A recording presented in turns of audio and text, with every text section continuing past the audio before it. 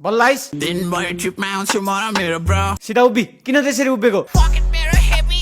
heavy math सिक्ने प्रकाश हिजोको assignment गरेछस् नि आज छैन सर टाइम नै पुगेन हिजो शनिबार थियो त अनि ग्याङ फाइट गर्छु शनिबारको बिदामा अनि बाँकी 6 दिन चाहिँ के गर्छस् त पुसी पुसी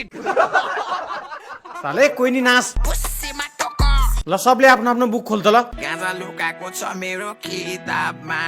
साले मयूर राख्ने ठाउँमा गाँजा राख्छस् सर हामी कृष्णको होइन शिवजीको भक्त हो कुन दिन म तिनटेलाई 20 खुवाएर मारिदिन्छु गाँजा नखाए यार क्यान्सर हुन्छ डेली आधी किलो गाजा तर खोइ त भएको क्यान्सर तत्काल हुने कुरा हो र त्यो बिस्तारै बिस्तारै हुन्छ नि बिस्तारै बोल्छु तर ऱ्याप हान्छु लाउड किन उठेको बस अब पढाउँछु म पिस जा छिटो गराइ जा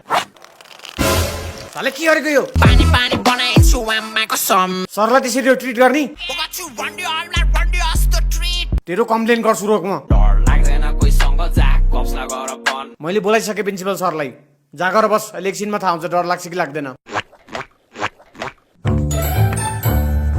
ल यो फिल इन द ब्ल्याङ्क सरले गर्न सक्छ ल भर्दिन्छु म्याथ सिक्ने खाली भएको सबै ग्याप ल भन्न त ल पुसी पुसी लौ आउँदो रहेछ त्यसलाई त रोक अर्को क्वेसन दिन्छु ल यो क्वेसन सल्भ गर त ल 5 महिनामा 50 लाख अरे यो पनि मिलाउँछ त 5 महिनामा 50 वटा केटी म्याथ सिक्ने खतरा यार सब आउँदो रहेछ त तँलाई त केही सिक तैँले पनि बुझिस् म्याथ सिक्ने बुझिस् कि मलाई नि आउँछ नि हल्का हल्का त ल एउटा क्वेसन तँलाई नि ल सोध्नु तेरो फ्युचर प्लान के हो त्यस्तो गाह्रो क्वेसन सोध्ने मलाई चाहिँ त्यसलाई कटाहान हो त नि फ्युचरको लागि थाहा हुन्छ र प्लान गर्नलाई if you break a magnet into 2 equal parts how many poles will each piece have मसँग छ म्याथ सिक्ने पुसी तान्ने म्याग्नेट ओइ सिका त यार आएन मलाई त लाडो खा म्याथ सिक्ने ओइ जेपाटी नबोल म्याथ सिक्ने म्याथ सिक्ने म्याथ सिक्ने साले नबोल भनेको त म्याथ सिक्ने म्याथ सिक्ने म्याथ सिक्ने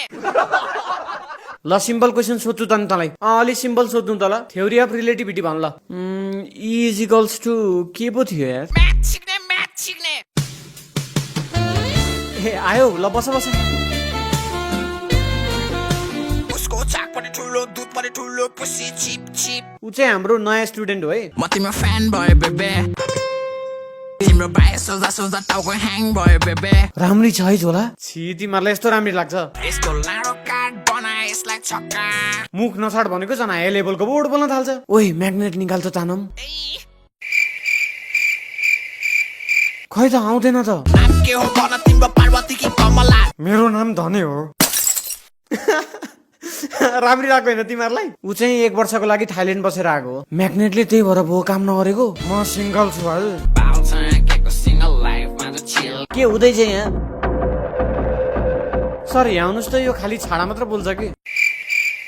खै त बोलेको झोला बोल्न अब के भयो हरे कृष्ण हरे राम जय श्री कृष्ण बाबु ओइ झोला हेर्न यो एन्सर नै मिलेन यार मेरो गाह्रो छ झोला बाबु तिमी उठ त यस बल्ल के गर्ला जस्तो छ हेर्ला अनि स्योर छाडा बोल्छ बाबु ठुलो भएपछि के गर्छौ तिमी भन त ठुलो मान्छेमा बन्नु छ गुड गुड राम्ररी पढ बाबु सपना पुरा गर्नु छ यस्तो राम्रो विद्यार्थीको कम्प्लेन गर्ने तपाईँ जिन्दगी छ हार्ड सरेसले शब्दै पछि छाडा बोल्छ मेरो खुवा गरेर किन दुखाउँदैछ टाउको हो त नि राम्ररी पढाउनुमा फोकस गर्नु तपाईँ सरको अगाडि चाहिँ सोचो भइसकेन डराएर सर मेरो मम्मीको अगाडि पनि लास्टै सोचो छ यो अब जे पाते बोल्नेलाई क्लासबाट निकालिदिन्छु म तेरो खुवा मात्र ठुलो